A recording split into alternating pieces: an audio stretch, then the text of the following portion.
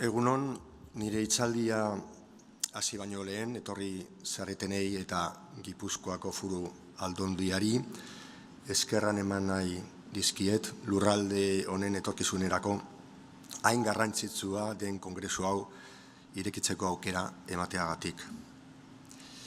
Me han concedido 15 minutos y esto, bueno, pues me voy a vengar que es muy poco tiempo, poniéndolo todo perdido de problemas. De 15 minutos dan para muchos problemas. Y luego ya vendrá gente que lo arregle. Bueno, yo también intentaré alguna pequeña línea de solución, pero sobre todo voy a hablar de problemas.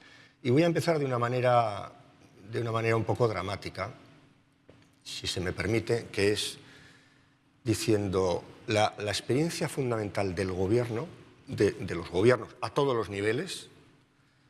Hagamos una excepción con la Diputación Foral de Guipúzcoa, dejémoslo un poco aparte, es el fracaso. El fracaso. Gobernar es fracasar. Gobernar es una cosa imposible, durísima, la gente no hace caso, no hay dinero. Este fracaso se refiere a los grandes problemas, a los grandes fracasos, hay estados fallidos, no conseguimos avanzar en igualdad, la creación de empleo es prácticamente imposible desde el Estado, el cambio climático probablemente ya lo estemos abordando muy tarde, son los fracasos enormes, terribles. Y luego también hay el fracaso banal, el fracaso cotidiano y pequeño, ¿no? De que uno llega al gobierno y no consigue hacer todo lo que quería, o en la medida en lo que quería, ¿no? No le dejan los funcionarios, ahora ya vas a una ventanilla y lo primero que te dice el funcionario o la funcionaria es la máquina no me deja, que es el viejo, ahora es el nuevo sistema para no me da la gana de hacerlo. Bueno, yo creo que la experiencia fundamental es, estamos intentando cambiar una sociedad, estamos intentando conseguir los objetivos ahora del milenio, del desarrollo sostenible y tal, y qué cortos nos quedamos, qué lejos de esos... Hay esa sensación de impotencia, ¿no? Desde la política local, siempre hasta las grandes instituciones transnacionales, siempre acompaña el acto de gobernar, ¿no? Y claro, esto, sobre todo cuando uno cree que gobernar es algo que se puede hacer de una manera tradicional, al estilo clásico, es decir, doy una orden y todo el mundo obedece. No, eso también se acabó, ¿no? Cuando se trata de gestionar lo que un sociólogo americano llamaba las máquinas no triviales, una máquina trivial es una máquina en la cual mueves un mecanismo y todo se mueve, ¿no? Una máquina no trivial es una máquina en la cual das a un botón y aquello no se mueve, o se mueve una parte, o se mueve según le da la gana, ¿no? Bueno, una sociedad es una máquina no trivial y, por tanto, no basta con apretar un botón. Es como pensar... yo soy médico y, por tanto, yo lo que hago es prescribo medicamentos, ¿no? Y con prescribir un medicamento ya está resolucionado el problema, ¿no? O otra también manía típica del sistema político, hagamos una ley.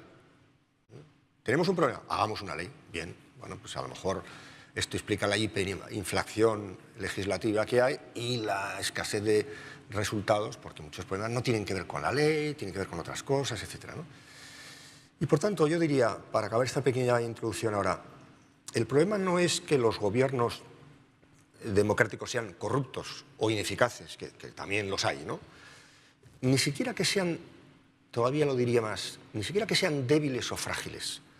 Yo creo que el problema fundamental que tenemos en el mundo actual, en el plano de la política, por muchas vueltas que le doy, llego siempre a este diagnóstico, es que los gobiernos están siendo irrelevantes a la hora de configurar la vida de las sociedades. Y yo creo que este es el mejor punto de partida.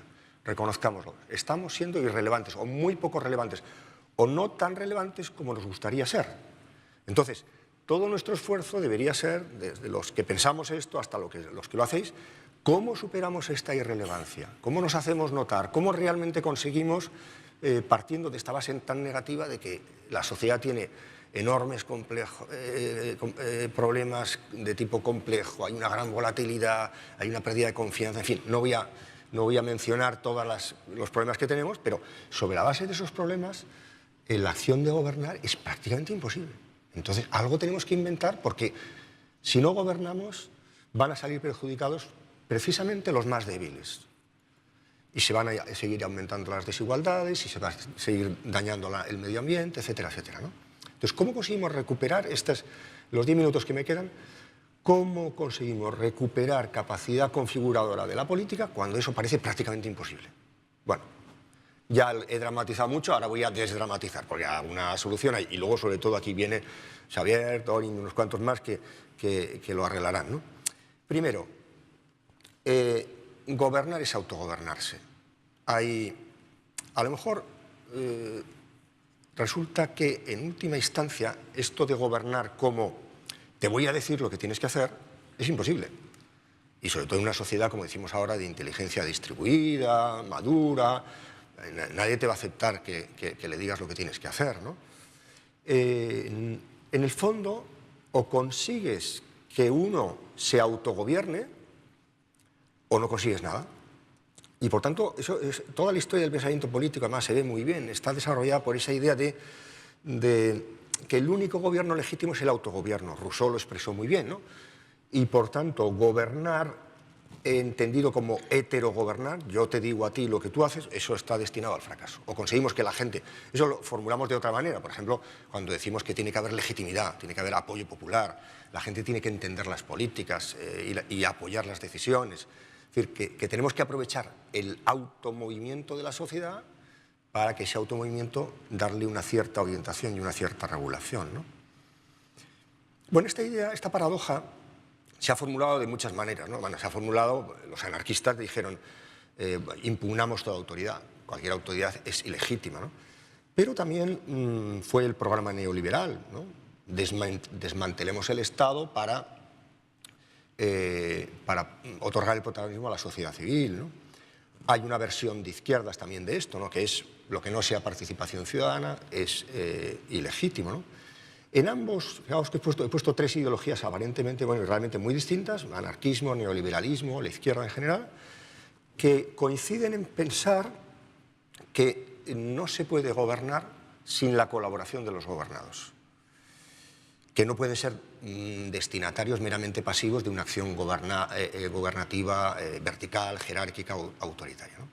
Con esta tesis, yo no suscribo ninguna opción ideológica concreta, sino que más bien estoy apuntando un eje que yo creo que está funcionando ya en la sociedad contemporánea, que va desde la derecha hasta la izquierda, porque de esto que he dicho hay versiones de derechas y versiones de izquierdas. Hay una versión liberal, otra versión anarquista, otra versión de izquierdas. Yo tengo un instrumento para medir cuánto de izquierdas o cuánto de derechas es uno. Esto para el alcalde de Soria. Esto a lo mejor te sirve, te lo regalo. No tengo copyright, ¿no? Además me da igual el copyright. Si te molesta fundamentalmente que te digan lo que tienes que hacer, suele ser de derechas. Si lo que más te molesta es que te excluyan de los procesos de toma de decisión, eres más bien de izquierdas. Bueno, y luego cabe los terrenos intermedios y los matices, o puede que le ocurra a uno como a mí que me molestan las dos cosas. Bueno, pues entonces ya no sé dónde clasificar, ¿no?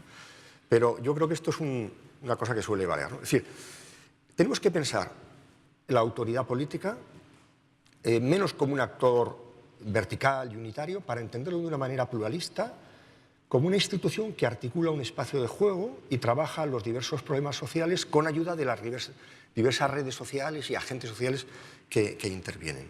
Y por tanto, fracasa el gobierno, sobre todo cuando lo entendemos a la vieja manera, y puede tener éxito el gobierno cuando, además de las típicas formas de control vertical, exploramos otras posibilidades no jerárquicas, indirectas e informales a través de la negociación, posibilidades descentralizadas, como las que tienen que ver con la autorregulación o los incentivos, etc.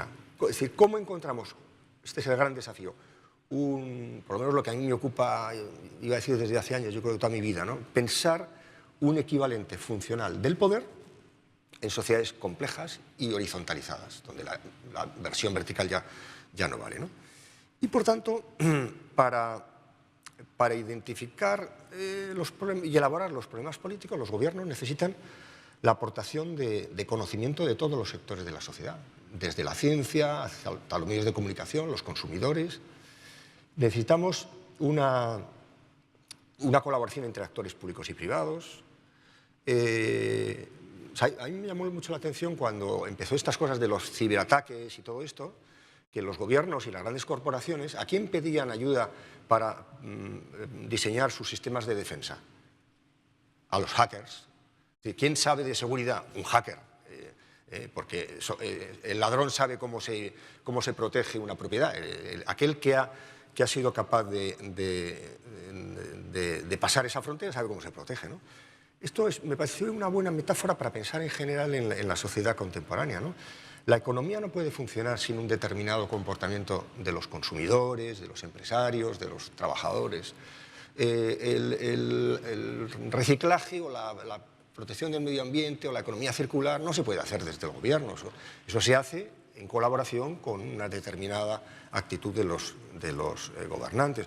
Pensemos, por ejemplo, qué pasaría con el sistema sanitario si cada uno de nosotros empezara a usar de manera excesiva, a abusar los sistemas de urgencias. Se colapsaría nuestro sistema sanitario, no tendríamos. Es decir, es mucho más interesante, o incluso algo más radical todavía. Lo mejor para que funcione bien el sistema sanitario, ¿sabes lo que es? Que no nos pongamos enfermos. Con eso funciona muy bien. Y como los gobiernos y los consejeros de sanidad lo saben, a lo que se dedican es a prevención, educación, tal, porque es que si se pone la gente enferma, esto se colapsa. Bueno, tiene que haber, esto es un ejemplo muy gráfico para explicar cómo o la gente nos comportamos de una determinada manera o el sistema público no funciona. Y al revés, el sistema público tiene que confiar y tiene que estimular precisamente el mejor comportamiento de la gente, ¿no?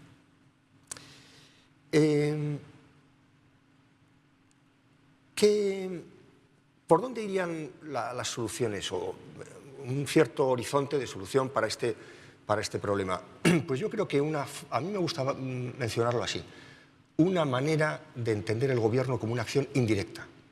En lugar de una acción tan directa, tan autoritaria, tan vertical, pensar que la fortaleza del gobierno no consiste en obligar, sino en generar cambios de conducta que favorecen aquello que al gobierno, bueno, y sobre todo a los parlamentos y allá donde se decide la voluntad general, hemos pensado que es la buena sociedad, que por ahí debe ir la buena sociedad. Tenemos que mejorar el nivel formativo, la conciencia ecológica, la innovación, la solidaridad, formas de consumo responsables, todo eso de una manera indirecta y sabiendo que eso no es sustituible por acciones de gobierno. Y termino con tres cosas. Yo creo que esto apunta en una triple dirección. En primer lugar, deberíamos explorar lo que se podría llamar las formas débiles de gobierno, las formas argumentativas, es decir, las formas de gobierno que no son estrictamente hablando una orden directa, sino que tienen que ver con la argumentación, con el benchmarking, con los rankings. ¿Por qué tiene autoridad PISA? PISA nadie le ha dado autoridad y todos los centros educativos en fin, pierden la dignidad para subir o bajar en esa escala y todos los países, ¿no? Bueno, Hungría, Europa es un caso muy claro donde la autoridad directa horizontal o de la Comisión hacia un país no funciona muy bien. De hecho, lo hemos visto con el drama de las crisis de los refugiados. Y con la aplicación del artículo 7 para Hungría, ¿no? Pero bueno, pero el Brexit está siendo una experiencia también de que hacer ese tipo de aventuras unilaterales se paga muy caro en muchos terrenos. Por tanto, Europa es un laboratorio para inventar una forma de autoridad que no sea estrictamente vertical, de obligación, ¿no? Segundo, lo que a mí me gusta llamar el gobierno del contexto. Es decir, probablemente no podemos hacer muchas cosas directas o de manera limitada, pero podemos generar contextos que permiten el autocontrol, que permiten que los sistemas sociales, el sistema universitario, el sistema sanitario, el tráfico, etcétera, se autorregulen de una manera compatible entre sí. Y en tercer lugar, otra idea que deberíamos explorar es la idea de, lo digo, voy a decir un poco abstracto, pero luego pondré algún ejemplo concreto y ya con esto termino, el condicionamiento infraestructural de las decisiones. No se ha entendido mucho, ¿verdad? Bueno, a ver, ¿cómo condicionar de manera estructural las decisiones? Esto los americanos se inventaron el nudging, que es la idea del codazo, ¿no? La idea de la incitación, ¿no? Yo yo creo las condiciones de tal manera que de alguna manera empujo un poco a la gente en la dirección pretendida, en la dirección correcta. Todo esto lo estudia muy bien la economía del comportamiento y hay mucha reflexión sobre esto, ¿no? Se trata de diseñar bien la choice architecture de nuestras acciones, ¿no? No forzar, no se trata de forzar a la gente a que haga una cosa, pero sí facilitar, por defecto, por ejemplo, que se haga aquello que nos parece más prudente y más razonable y más conveniente, ¿no? Por ejemplo, informar. Informar es una manera de favorecer un cierto comportamiento de las personas, advertir, concienciar, los procedimientos, los protocolos, los estímulos, por ejemplo, en el medio de las crisis económicas, estímulos anticíclicos o procíclicos, la emulación, la comparación, los rankings, todo el ámbito de la regulación, de los incentivos. Todo esto no es autoridad directa, sino que es autoridad más bien indirecta, que tiene que ver con la regulación del tráfico, el consumo, la deuda, el nivel de endeudamiento, el trato con el medio ambiente, etc., ¿no? Bien, por eso pienso que esta exploración voy a dejar aquí un enigma porque también, si uno es filósofo, ¿verdad, Markel? Nuestro prestigio depende de que dejemos más problemas que soluciones, ¿no? Si lo dejas todo solucionado, pues no te toman en serio, ¿no? Tampoco te toman en serio de ninguna manera, pero bueno. La línea, yo creo que de reflexión más potente que tenemos en estos momentos es cómo sustituir formas de autoridad directa por formas de autoridad indirecta, tendríamos que estar también especialmente sensibles hacia las nuevas formas de dominación. Porque las nuevas formas de dominación, lo decía el alcalde de Soria antes muy bien, citando a Saramago, ¿no? Las nuevas formas de dominación, aquí no van a venir hombres armados disparando al aire y cargándose nuestras instituciones. Pero va a haber formas sutiles de dominación, de manipulación, que tienen que ver pues, con las grandes empresas digitales, que tienen que ver con la incitación a ciertas formas de consumo en el ámbito, por ejemplo, de los seguros, como hubo antes de la crisis en relación con el consumo y los negocios de tipo inmobiliario, etc.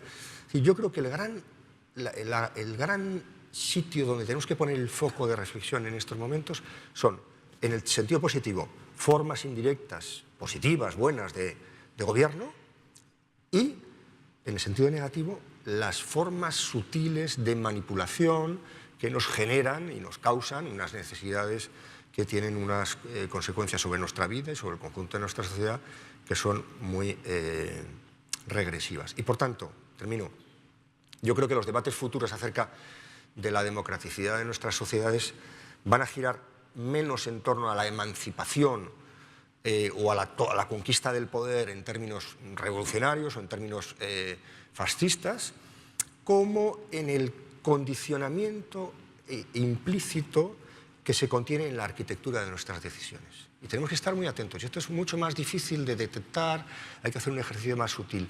¿Quién, cómo, con qué legitimidad, en qué medida está condicionando la arquitectura de nuestras decisiones? Bueno, pues eskerrik asko zuen arretagatik.